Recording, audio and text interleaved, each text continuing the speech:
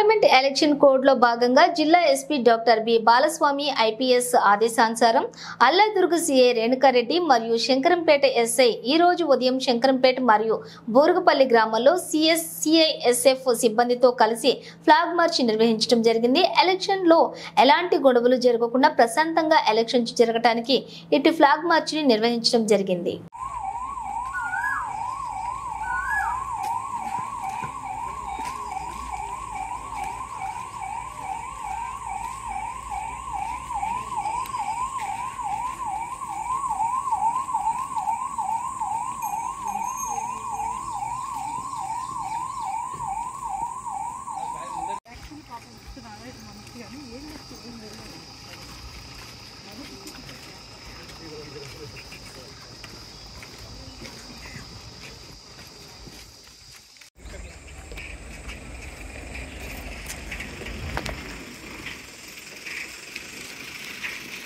No, no, that.